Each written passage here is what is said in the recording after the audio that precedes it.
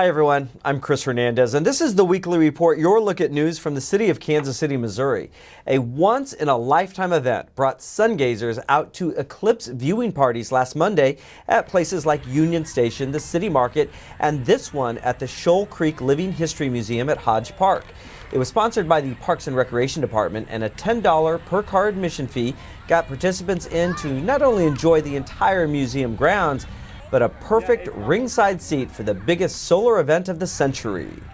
So we wanted to make sure that our students had an opportunity to view the solar eclipse in a safe environment, a structured environment, because for many of them, they may not be able to have that opportunity. And so we also wanted to make learning authentic for them. So what place to view the eclipse in the viewing? So we just decided, we had a bunch of teachers that went to a science program, attended the science program at Rockhurst University, and so they were excited planning this whole trip over the summer.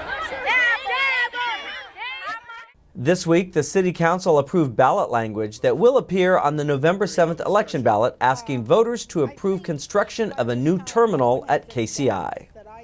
I'm going to predict that the change that will come after November the 7th of this year will be yet another huge growth spurt in this city, the one that has grown so much, the one that has so much momentum, the one that has captured and garnered so much attention in the national and world stage in a very short period of time.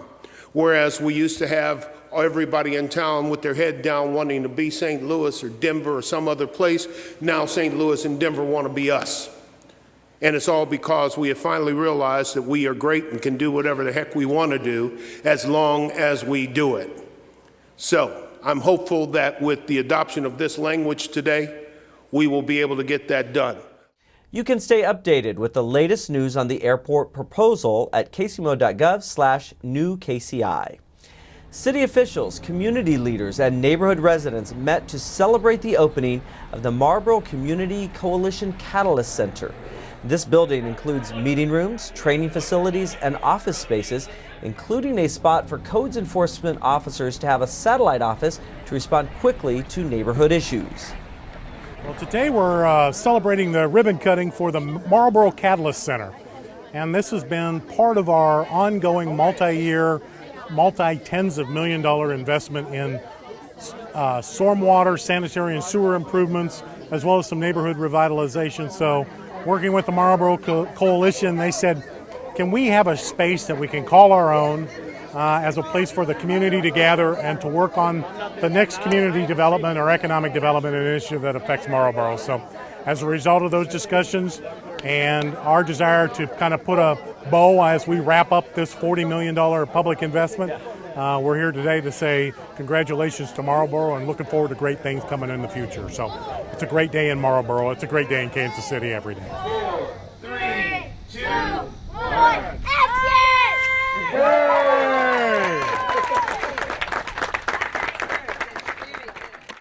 And now let's check out some news from our other city departments.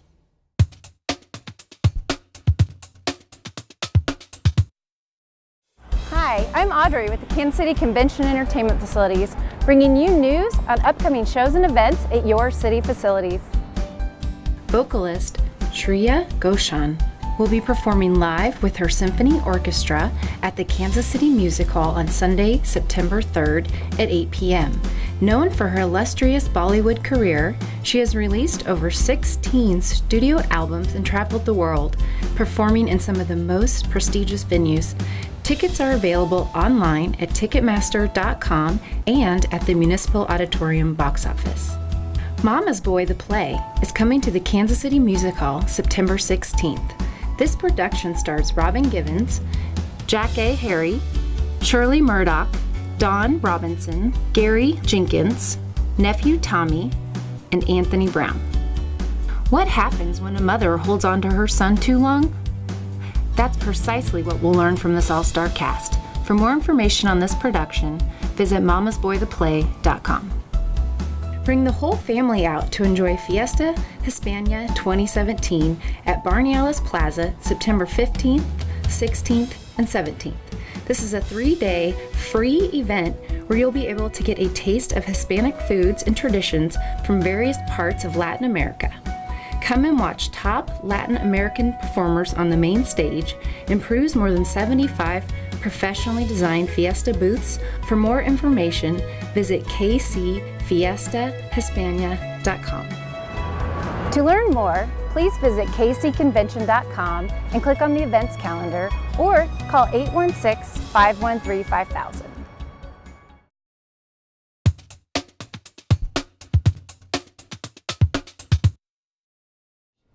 Crossroads Music Fest is coming up in a few weeks with over 40 performers and 9 stages, and it's supported by the Neighborhood Tourist Development Fund. Today we are at the Record Bar at 1520 Grand, which is one of the 9 stages, and we're here with the founder, Bill Sundahl, of the Crossroads Music Fest.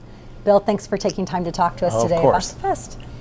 Now, what was it that made you decide to start the festival, and why the Crossroads? Well, I started for very selfish reasons. I was in a band and wanted to put on a show where people would come see our band, and the Crossroads was the natural part of the city. I mean, it started 13 years ago in 2005, and the art scene was just growing around here, and it made perfect sense. We started it right behind Grinders, where Crossroads is now, and it was the perfect time and perfect place to start something like this, and it's really grown far away from my selfish endeavor to try and get people to see our band into a place to showcase region's artists every September. And how do you go about selecting the musicians and the performers that will participate?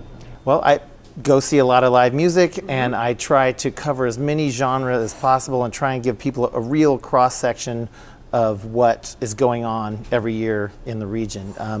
Essentially, I try to curate a show so they don't have to do what I do and go see a bunch of bands and sit through things that they might not, care so much about or whatever, but to try and bring the very best of, and again, it's really important to me to be diverse in that there's females are represented and different styles of music, reggae, country, folk, bluegrass, rock and roll, you name it. We've probably had some of it, hip hop and salsa, and we try to cover as much ground as we can. That's great. So when you're in the Crossroads, you can go hop from a location to location. You could walk, but there's also transportation. Right. So yeah, Barley Bus is going to be running a loop. It's the first year we've done that, so I'm very excited. So thanks to Jake at Barley Bus for doing that. It's going to be really but they're all within 2.5 blocks of each other. We've never had any problems without transportation. It's just sort of an added thing that we're going to do this year. Well, good. And if a musician is wanting to participate next year, perhaps, how would they go about doing that? They would go to kcmo.gov and just go to the contact page, and it's got my email address, and just send me your information, your EPK, and whatever you've got, some videos, and try and get me to come see your show, because I always like to see, what we're getting. Sure. And in addition to the musical performances, you have other things that are happening that are even family friendly. Right. So yeah, this year we're having pop-up shops at Josie Records, and so in the parking lot south of Josie Records, which is just north of 19th and Oak, and then day parties as well. So those will all be free and family friendly, and so we'll have makers and sponsors booths, and KKFI will have a booth. And then just free music from 11 to 5, and then the festival starts on at 6. And those are plenty of all ages venues at the festival as well, because that's another thing that I've really grown very passionate about, is getting young folks out to see music, to experience it, and think of that as a career. We're also doing a Mix Masters music conference that we're bringing to the festival this year. And so it's been going on for 3 years in Lawrence, and we're starting that at from 11 to 5 as well. So if you're a musician who's interested in furthering your career, it's panel discussions, workshops, live performance pieces as well. That's great. So if you're another way of getting in to kind of dabble to see if this is a career for you is volunteering. That's right. So how would one go about volunteering? You would just go to that same cmfkc.com, the contact page, and it's got Rhonda Lyons' information. She's the director of the Midwest Music Foundation and is our volunteer coordinator as well for the festival, and has been for years, and she's very easy to work with, and she would definitely try and find a job that's suited to your skills. Just go to kcmo.gov, and that's got all the schedule, artists, pop-up shops, everything we're doing this year. Great. Well, thank you for all that you're doing for the music community and the community at large. Oh, thank you, and thanks to the city for supporting events like this that really do add to the fabric of our city. Our pleasure. The Neighborhood Tourist Development Fund supports local nonprofits that bring cultural, social, educational, and recreational activities to our area.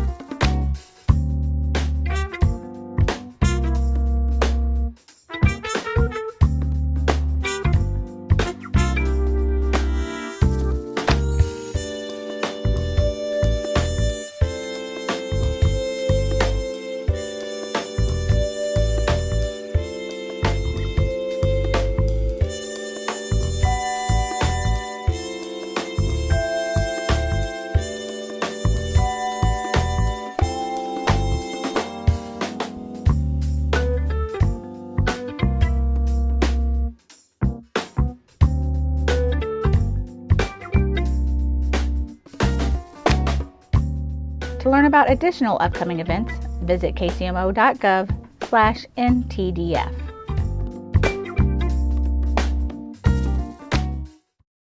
My name is Sherry, and I have been a zookeeper for 12 years, 2 of those years here at the Kansas City Zoo. I work on the Baobab team here, and I am the gorilla primary keeper, which means I take care of the gorillas as well as the leopard named Natalia and some mangabeys. But I also work with some of the other animals on our team, like the cheetahs and some of the birds, scrubland aviary, as well as some of the tortoises and other small animals.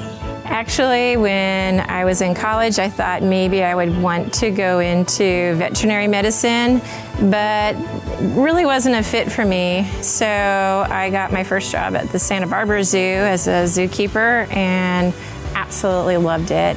I was there for about a year, and then I went to the San Diego Zoo and worked there almost 10 years.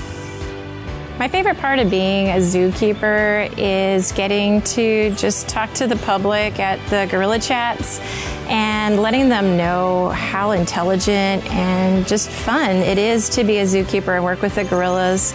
A lot of people think that they're like the King Kong and really mean, and they're surprised to learn that like our gorillas love to paint or look at pop-up books, or that they train really well and know about 70 different commands. So that's fun to kind of show people that gorillas are amazing animals.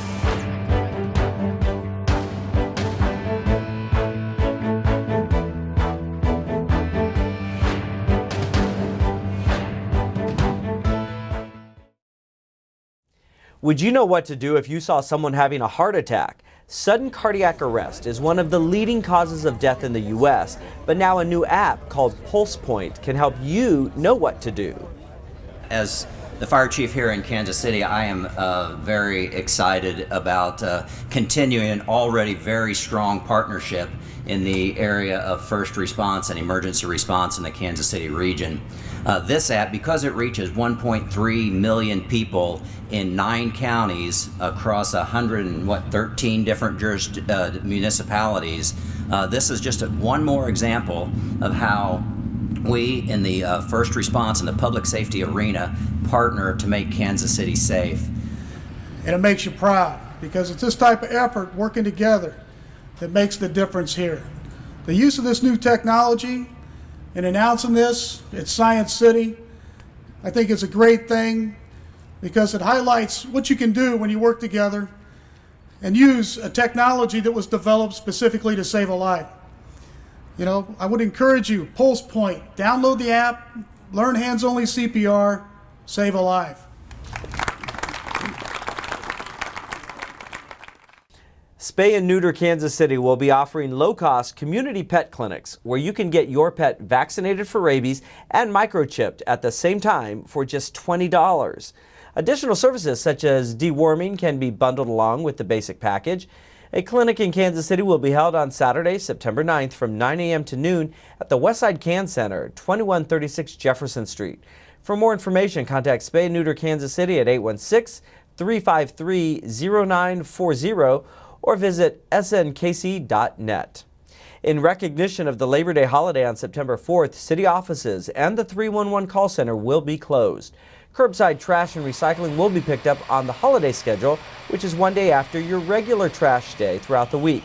For example, residents whose regular trash day is on Monday will have their trash picked up on Tuesday, and residents whose regular trash day is on Friday will have their trash picked up on Saturday. That does it for this edition of the Weekly Report. To view this program again or other Channel 2 videos, go to kcmo.gov and search Channel 2. You'll find a link to our YouTube channel where you can view our videos on demand. You can also follow us on Facebook, Twitter, and Instagram. I'm Chris Hernandez. Enjoy the rest of the summer.